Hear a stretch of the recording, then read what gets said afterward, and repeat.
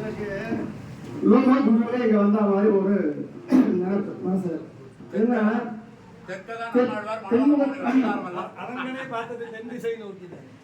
தென்முகத்தால் அப்படின்னு பேரு. அதாவது வந்து இன்னைக்கு சொல்ல முடியாத ஒரு ஆனந்தம், ஒரு அனுபவம்.